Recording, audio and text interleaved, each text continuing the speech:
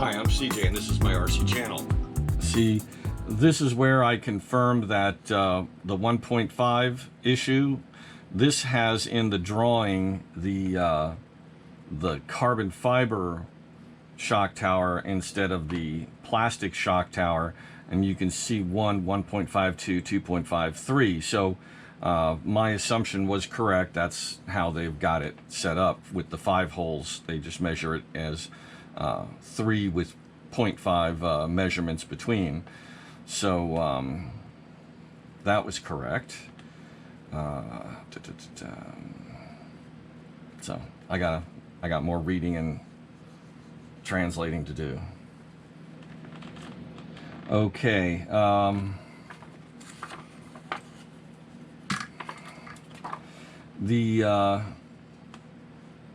We have our steering spindle steering arm.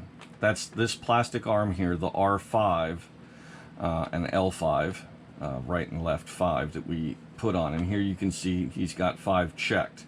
Okay, and that's the standard one that comes with the kit.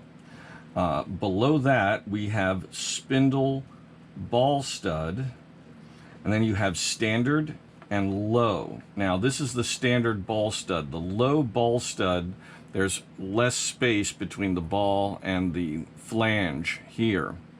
So I need to take out these spacers and just screw this in completely until it's flush.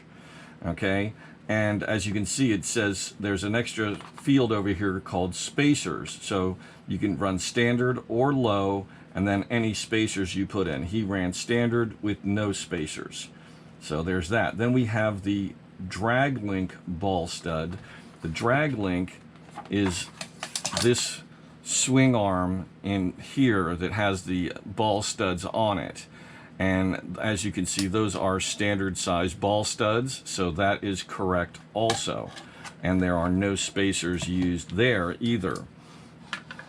So that's what that is. Now, I'm still not 100% sure on this issue with the plates. In this one, you've got 1, 2, and 3 millimeter and 20 degrees. So 4 options plus a blank for adding in whatever. The kit comes with where you can run 0, you can run 1 millimeter, 2 millimeter, 3. There is no 3 millimeter included. That's the 1 plus the 2 would be the 3. The 20 degrees is a separate piece. It's a wedged piece that's going to give you some angle there. And then I guess the blank is for, you know, something that they might come up with down the road. Now, this information here is for the actual block. In our case, it's composite, and you have composite, aluminum, brass, and the brass has a gram amount, so there's more than one apparently. There may not have ever been more than one, but there is a brass one, and it has a specific added weight to it. Then there's the high roll center version. Again, in this, we get high roll center just by running 0 spacers. And then there's the 30 degree piece, which must be a specific part that they made at some point.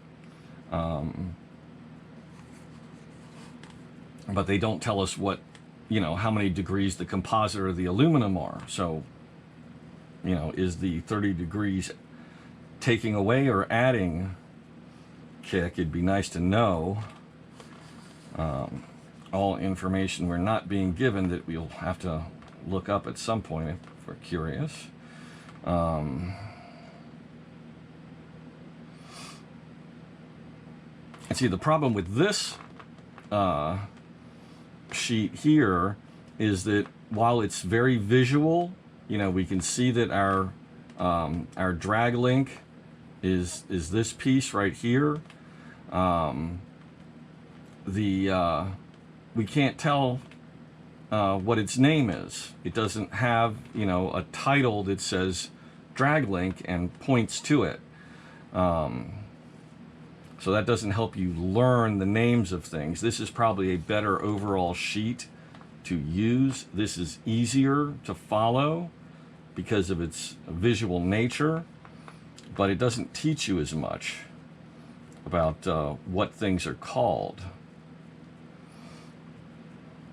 So I might go back to the original sheet. This is a blank and an editable sheet, and they have both versions available. They are both for the, this is the latest one because it's the 5.0 Elite version, whereas this is the 22 5.0 sheet. Again, I'm gonna look over this a little bit more and try and figure things out. I think I'm gonna go back and put that 1mm spacer in. I'm gonna go back and I'm gonna swap out the mud guards for the soft ones that I have, because that's what he calls for in his build. Since I'm following his build, I need to follow it completely as best I can, at least as much as I have the parts for. Otherwise, you know, because if he put in those soft rails, soft mud guards, he may have done that to compensate for things like running the stiff sill rear arms. Some people run the soft rear arms and the stiff sills up front to soften the rear. He may have softened the feel of the rear by taking out some of the stiffness in the chassis, adding a little flex. So, like I said, if I'm going to follow part of his build, I really need to follow all of the build, or I'm not going to get the effect that he was going for with this. And that way, at least I know where I'm at, and I know what I need to change, or I know where I can make changes. Let me go back, switch that stuff off camera. You don't need to see me take things off and put things back on again. Just note that that's what I'm doing. Again, this is the Buggy Hobbs build from 2/26/19, and it's at the TRCR track in Tacoma, Washington. So that'll help you identify this specific build sheet if you want to try building to this. Like I said, I did this because this is closest to the, you know, it's tight, it's smooth, it's hard packed, it's a high grip track, it's indoors. I went online and I looked up the track online and looked at photos of the track, and it looks like it's very similar to the track that I race at as far as its size and what the surface looks like. So I thought this would be a good sheet to go from. And you got to start somewhere. You know, one thing I've tried in the past is like taking 5 or 6 sheets that are all for the same basic kind of surface, and then looking for all the commonalities between them, and then kind of coming up with a sheet of my own. And sometimes that's worked pretty well. But, you know, sometimes when there's this much change in a buggy that's this small and this precise, I think I'm going to try just following one person's build completely, drive it, see how I like it. And then if I don't, I'll pick another sheet, figure out where the changes are. You know, you figure out the delta, go switch those items, make those adjustments, add or remove spacers, and then try that build and see how that goes.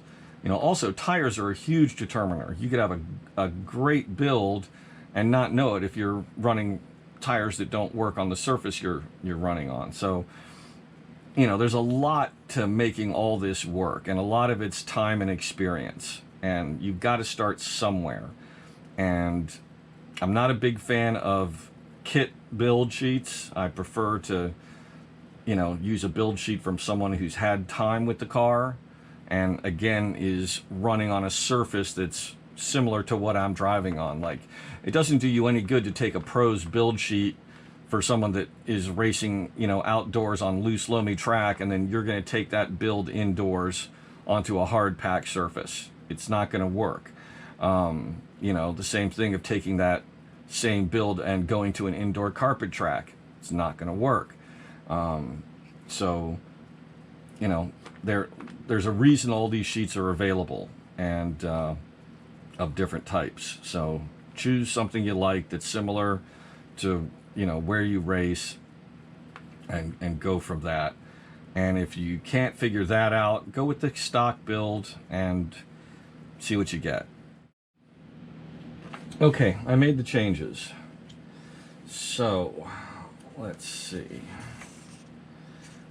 Just want to make sure I'm not bypassing anything. Okay, we did all of that. Starting on this, went ahead and put on the titanium ball studs here with the 2 millimeters of spacer, and that is in the A position, which is the inboard. I looked through a bunch of different sheets, and everybody who has selected the pivot height as SLRC has 1 and 2 millimeters checked. He's the only person who seems to have left that out. I'm assuming he just made the mistake and didn't check them both, because everybody seems to be, regardless of surface, seems to be running the super low roll center. So when you see it that many times, you kind of go with it. So again, I'm going to be, I'm not going to be using the provided steering pins. I'm going to be using the ones that I have. And I'm going to be swapping out the nuts for aluminum. I believe they're the right size. Find out in a moment. Nope.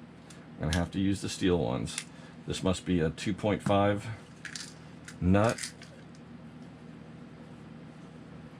In any event, any extra weight from the nuts is worth it to have this coating.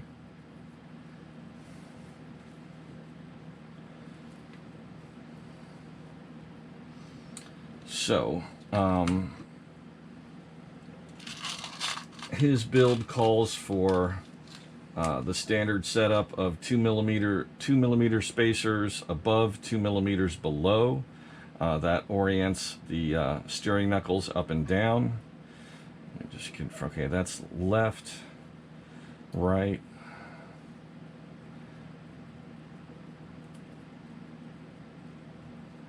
That should be left and right. So I'm going to use 2 millimeters. Well, I'm going to use a 2 millimeter above and 2 1 millimeters below. So basically having the ability to make an adjustment without having to go looking for parts. And I will save the extra spacers to an appropriate box. And this is also where the titanium kingpins are going to come in. When we do the axle, when we attach them to the axles here.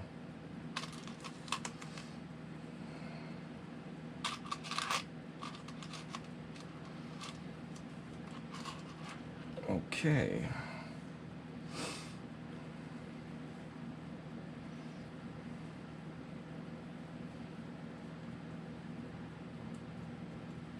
So I'll put the 2 1 millimeters at the top.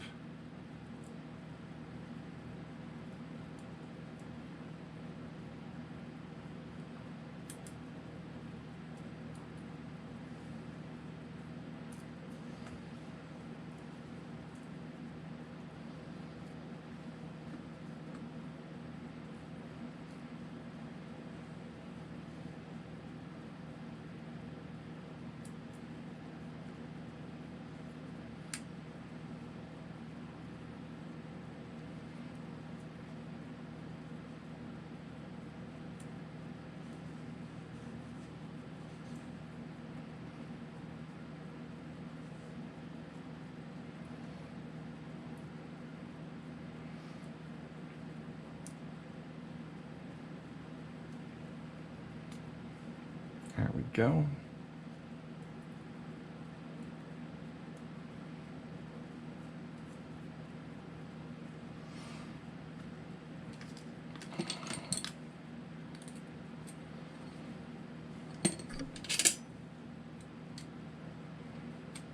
These are 5s.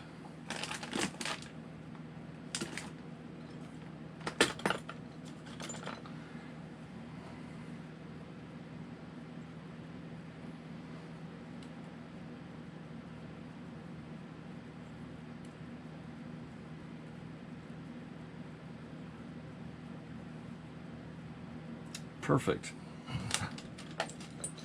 Does not have a 5. Let's see. There we go.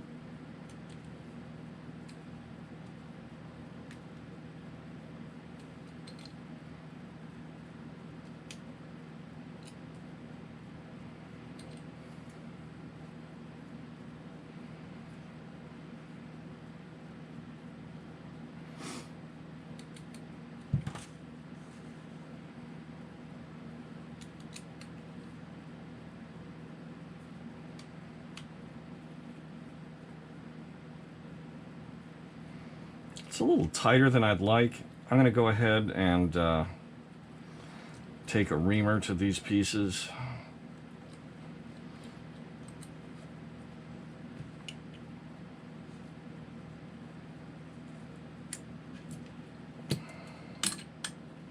And just confirm the size.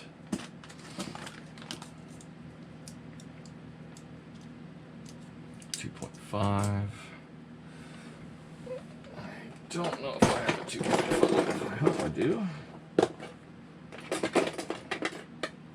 2.5. Kind of been migrating some tools, so I might as well just bring all these out. I've got a 2.5, a 3, a 3.5, and a 4. That's been very handy. It was a little bit of money to get all 4 of them, but it's been worth it. I'm going to do this over a trash can.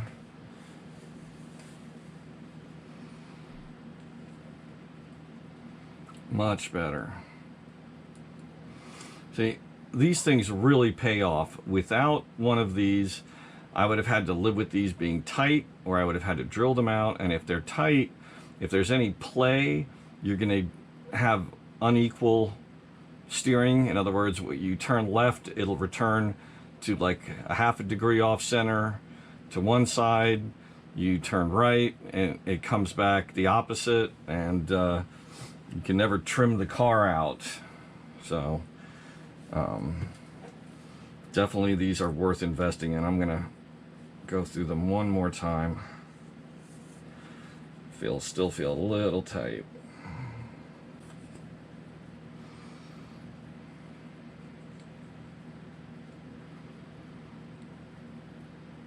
Good.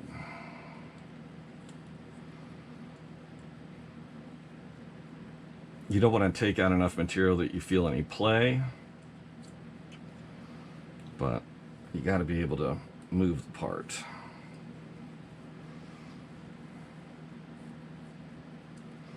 You definitely want to do both pieces. You want free movement.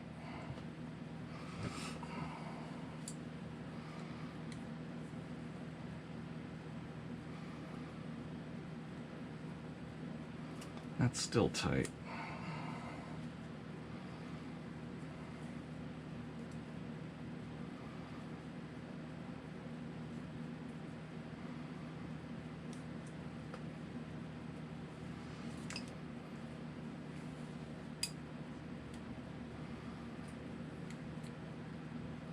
There we go. Now at least it moves. Okay.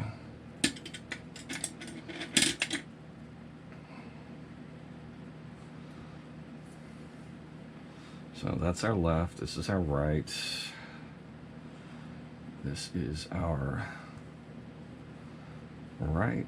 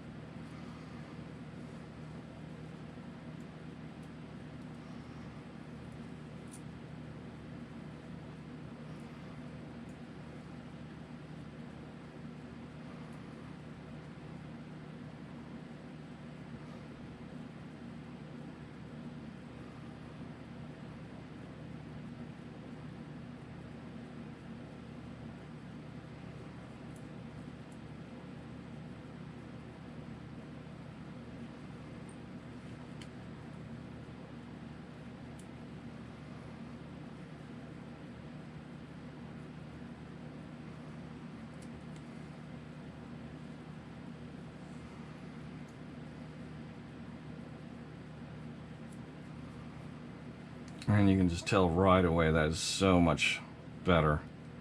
Everything moves nice and freely.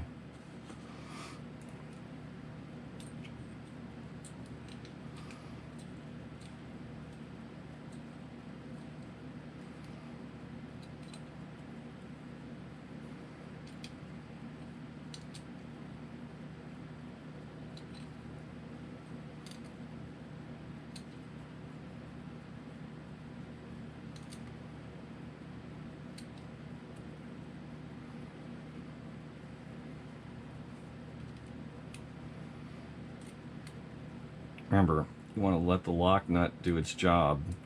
You don't want to clamp down on this. You want to make sure it moves nice and free. You don't want play, but you need freedom of motion.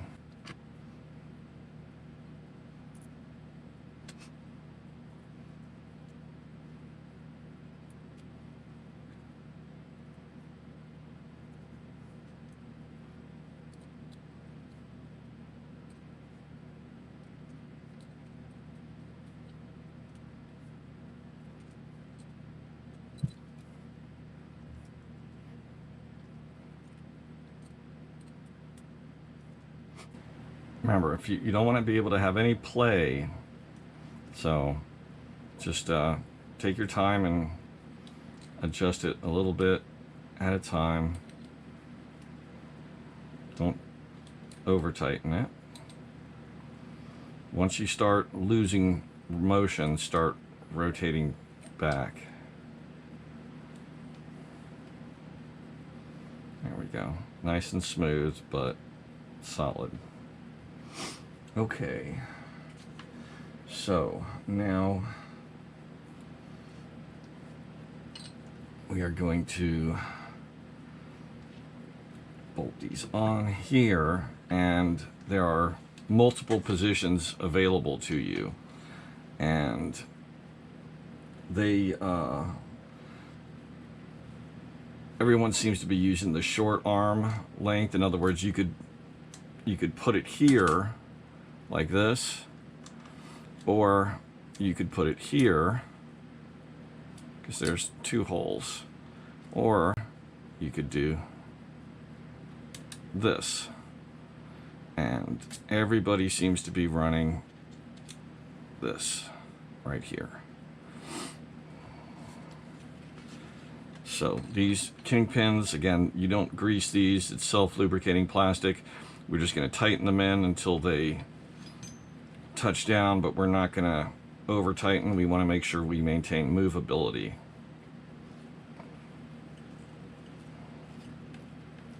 Remember, yours are black. These are a titanium Lunsford part.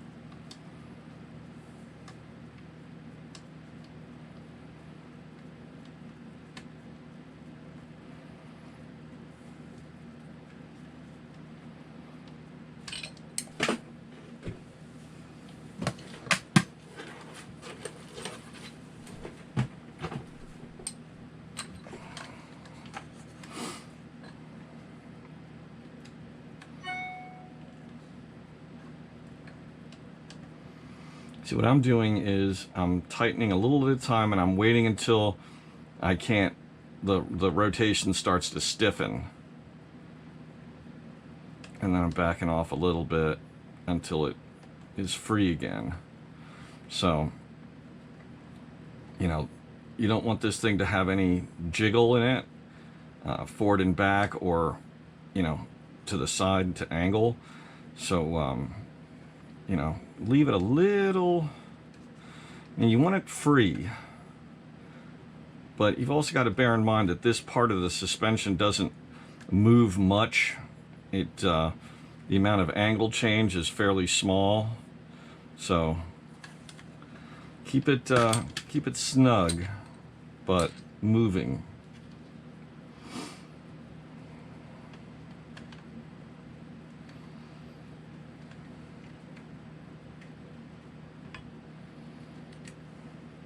Now, in the build sheet, they refer to this as the short arm.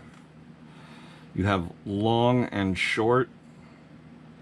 So, you know, everyone seems to run short. I haven't seen anybody that had their set up to long. See, sometimes they put tunability into the kit and it ends up not really being necessary or being useful, and no one, you know, uses that extra setting. The extra setting just, you know, has problems, or you know, creates bad handling characteristics, and no one can make a build that really uses it or makes it work right, and so everyone uses the other setting, which is one of the reasons the Elite has so many diverse parts. So this would be one kit where the stock build, if you don't want to go with a professional build as a baseline, the stock build is probably a good general build, I guess. Because like I said, they've you know, this is the 5th version of this buggy, and they seem to have, you know, every time kept the good, gotten rid of the bad, and just, you know, improved it a little bit at a time each time.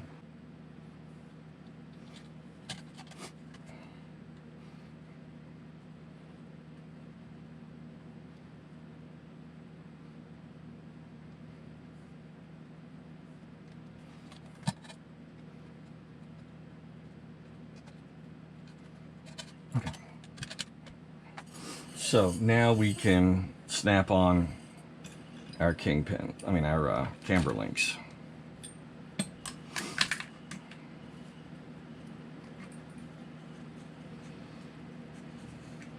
And, you know, make sure your turnbuckle mark is facing in the direction you want.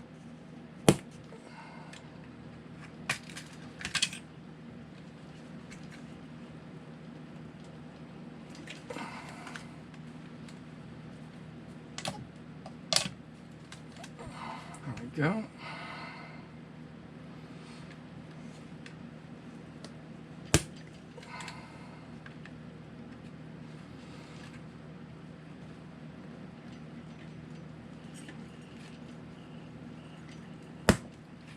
And 2.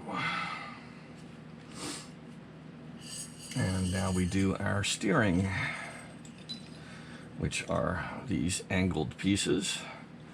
And again, you should have set up one in so that the mark is in the same direction, but you've got the angles at opposite ends.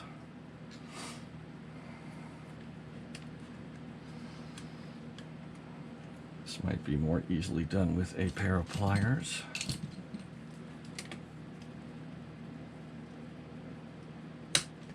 There we go.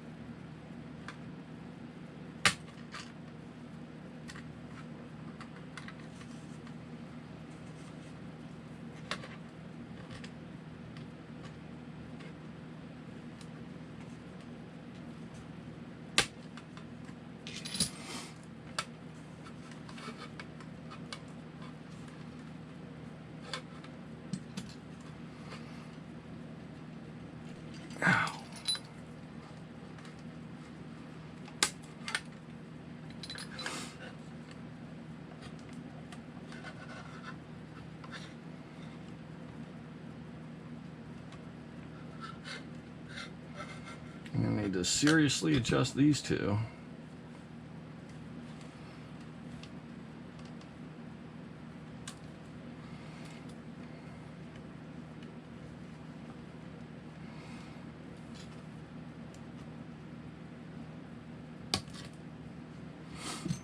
Okay, so time for the turnbuckle wrench. I'm just gonna adjust these so that I'm more or less in the center. I'm gonna go ahead and pause. Okay, little problem. I really love using these ball ends with the holes in the top that give you access to the hex fittings in the top of the ball studs. Unfortunately, even though their kit says for all 22 kits, it's not 100% true. These guys here are considerably longer than the ones that come with the 5.0 Elite. And not only are they longer, but the angle seems to be different. So I went ahead and checked, and these ones, the straight ones, are standard. There's no difference at all. But these are different. So I went ahead and just put on the stock ones for these two locations only. I kept the ones with the holes here, and I'm going to keep the ones for the rear as well. Fortunately, this is not a location that gets a lot of adjustment. The camber links are the ones that you tend to work on a lot more.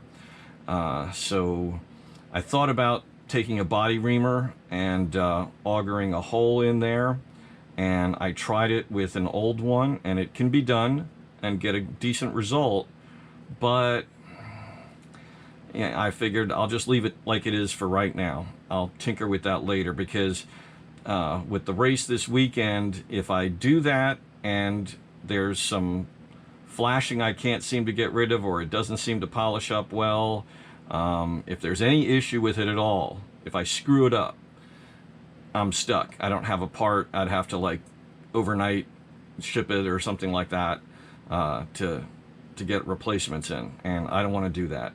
At least I don't want to put myself at that kind of risk, because it'll also put me behind on building.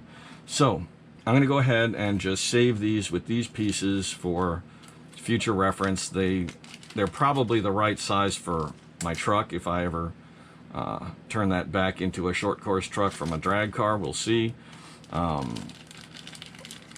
Anyway, so we're all set again, and I adjusted the camber links and the steering linkages, at least, you know, basic. It's still got too much toe in, but I wanted to at least get things in the ballpark. And you got to remember, before you can adjust these, you got to have your camber links adjusted, because that changes the distance. So there's no point in trying to line these up perfectly. Just get things in the ballpark of where they should be, and wait for it to be done, and you can put it on the tuning board. So we've done E2, 3, 4, 5. And now we're on to 6, and I've already started 6. Okay, so we're in the E6, 7, 8, and 9 section. I'm kind of a step past 7 to 8. This piece right here just plugs in. This is going to be our forward wing mount, and this is like a front end skid pad / mini bumper.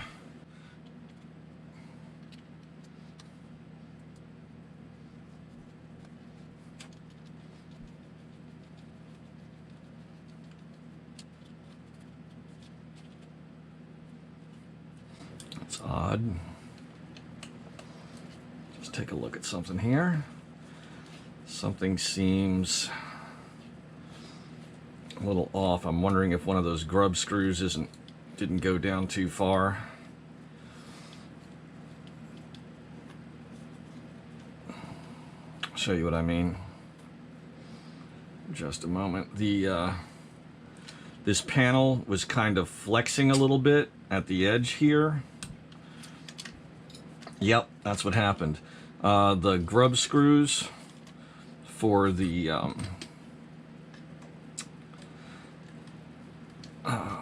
kingpins, I must have tightened one down a little too far. That's the problem with soft plastic. You can't always feel where bottom is. Sometimes it's better to just look for like have it be level. So now I've just got to kind of press this little plastic lump back down. Let's try using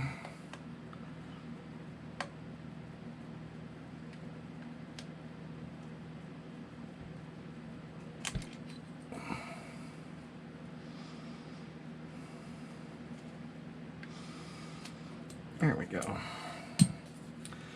That should do it.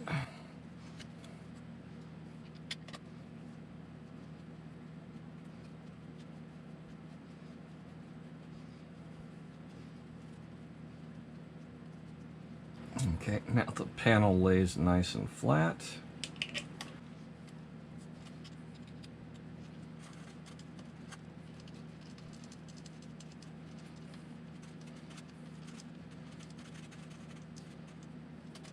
Okay, so now it's time to mount the shock tower, and I have already tapped the 4 holes here.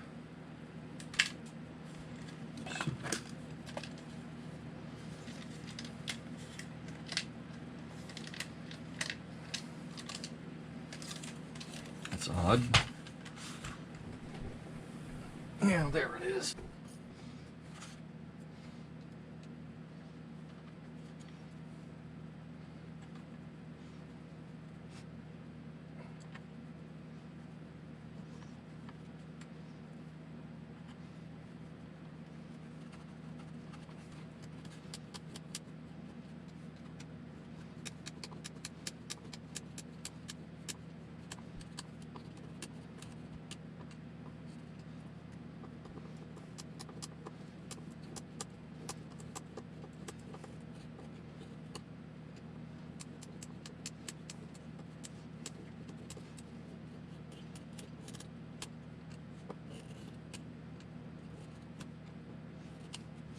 Okay, that's done. Now, at this point, if the shocks were built, we would be putting them on, but they are not. So I'm going to go ahead and put on the shock bushings, and I'm going to go ahead and put on 2 flanged nuts, and I'm going to use aluminum like I did on the back side.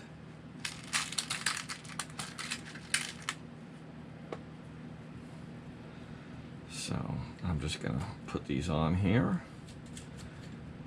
for now.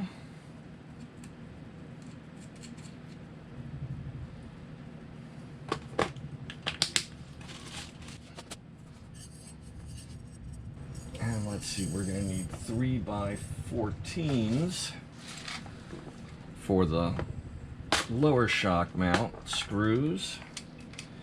I'm just going to go ahead, pull 2 of those out.